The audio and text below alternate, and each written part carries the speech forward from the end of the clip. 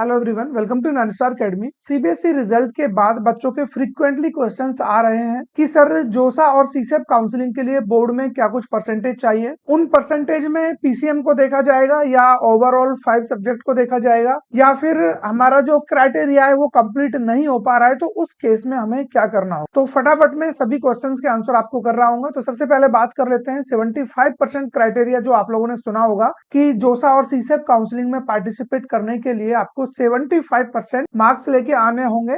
तो वो criteria 5 subjects का होता है, ना कि पीसीएम। लेकिन पीसीएम में पास होना कंपलसरी है। आप ऐसा नहीं है कि आपका पीसीएम में से किसी में कंपार्टमेंट आ गया और बाकी 5 सब्जेक्ट में आपने ठीक ठाक कर लिया, 75 आपका स्कोर बन रहा है, तो उस केस में आप एलिजिबल नहीं हो जोसा और सीसेप काउंसलिंग के लिए। बात समझ में आ रही है? तो 75% आप मेंटेन कर लोगे 5 सब्जेक्ट में।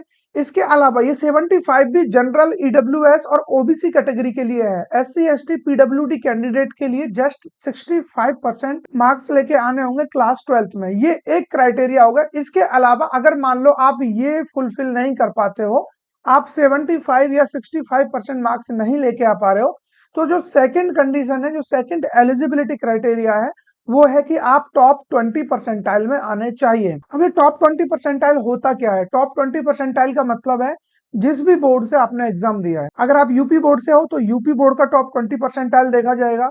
सीबीएसई बोर्ड से हो तो सीबीएसई बोर्ड का टॉप 20 परसेंटाइल देखा जाएगा। हालांकि सीबीएसई बोर्ड का जो टॉप 20 है वो 75% से ऊपर ही मिलेगा आपको। हमेशा 90 या 88% आपको लेके आने पड़ेंगे किसमें? क्लास 12th में, तब जाकर के आप टॉप 20 परसेंटाइल में आओगे। तो इससे अच्छा तो 75 लेके आओ, तो वो ज्यादा क्राइटेरिया आपके लिए सही है, क्योंकि दोनों में से एक कंडीशन को आपको कंप्लीट करना होगा, देन आपका काम हो जाएगा। ठीक है, इतना आपको समझ में आ गया टॉप 20। हाँ, लेकिन मैं बात करूं जैसे यूपी बोर्ड की मैं बात कर लूं, तो यूपी बोर्ड में जस्ट अगर आप 60% भी मार्क्स लेके आ रहे हो तो उस कंडीशन में भी आप टॉप 20 परसेंटाइल में आ जाओगे। या किसी अनदर बोर्ड की आप बात करोगे तो उनमें बहुत सारे बोर्ड ऐसे हैं जिनमें 75% ना लाने की बजाय अगर आप टॉप 20 में आ जा रहे हो, जो कि 60, 65 या उससे कम में भी आपका क्राइटेरिया फुलफिल हो जाता है, तो ये दोनों में से एक कंडीशन आप रख लोगे।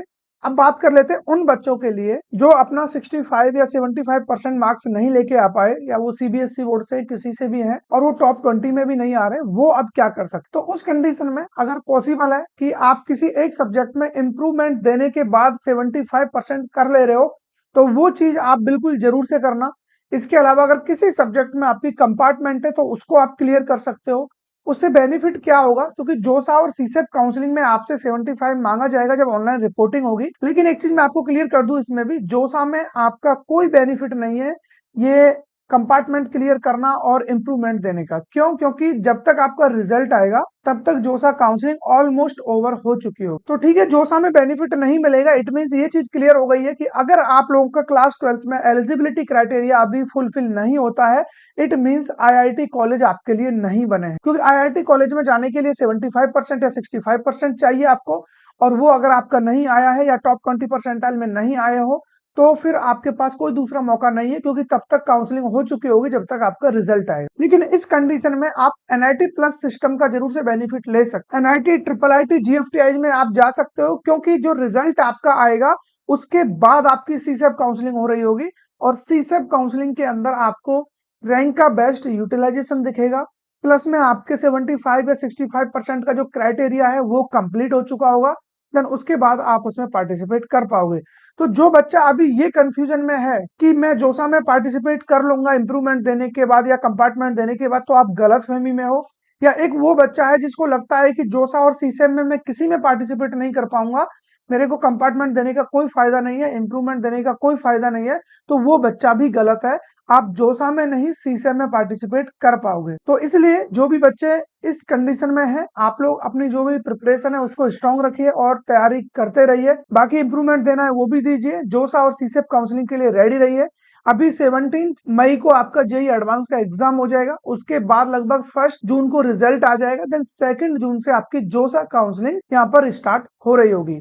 तो उसके लिए हमें इंतजार है। बाकी जैसे ही शेड्यूल वगैरह आएगा तुरंत मैं आपके सामने आ रहा हूँ। बाकी जितने भी काउंसलिंग्स हैं उनके भी अपडेट आपको टाइम टू टाइम मिले, उसके लिए जरूरी क्या है? चैनल को सब्सक्राइब करना, बेल आइकन को प्रेस करके रख लेना, और दो तीन चीजें हैं जो मैं आपको बता देता हूं यहाँ पर। एक तो जो बच्चे हमारे वीडियोज के अपडेट टाइम पर चाहते हैं या जो भी शेड्यूल है उसका पीडीएफ, चॉइस फिलिंग, ये सारी चीजें अब आपको मिलेंगी व्हाट्सएप चैनल पर। व्हाट्सएप चैनल का लिंक आपको डिस्क्रिप्शन में मिलेगा, जाकर के फॉलो कर लेना, क्योंकि वहां पर मैं डायरेक्ट सारा जो भी डेटा है वहीं पर डालूंगा। और अभी आप अगर जाकर के देखोगे बहुत कुछ आपको वहां पर मिल जाएगा, क्या क्या डॉक्यूमेंट्स आपको जरूरत पड़ेगा काउंसलिंग के टाइम पे, रजिस्ट्रेशन के टाइम पे, सब कुछ आपको वहां पर मिल रहा होगा। उसके अलावा जो सेकंड चीज है, जो बच्चा हमसे पर्सनलाइज्ड काउंसलिंग कराना चाहता है, पर्सनलाइज्ड चॉइस फिलिंग चाहता है, तो वो बच्चा हमारे काउंसलिंग प्रोग्राम में एनरोल कर सकता है।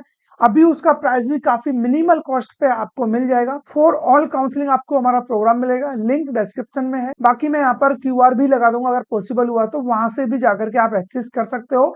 अदरवाइज 9staracademy.com पर जाकर के आप एनरोल कर लेना और विद इन 24 आवर्स आपको कॉल आ जाएगा। क्या क्या फीचर्स आपको मिलेंगे वो आपको जब एनरोल करोगे सब कुछ वहां पे आ जाएगा। हालांकि मैं क्लियर कर दूं, 24/7 कॉल सपोर्ट आपको मिल रहा है। इट मीन सारी प्रॉब्लम्स आपकी एक ही बार में यहाँ पर मैंने सॉल्व कर दी हैं। तो बाकी नेक्स्ट वीडियो किस टॉपिक पर चाहिए वो भी मेरे को कमेंट बॉक्स में जरूर से बताना। बाकी रेगुलर काउंसलिंग के वीडियोज आपको आते रहेंगे, उसके लिए अगेन बोल रहा हूँ चैनल को सब्सक्राइब कर लेना। मिलेंगे ऐसे किसी इंटरेस्टिंग टॉपिक के साथ। Till then keep learning and keep growing. Thank you.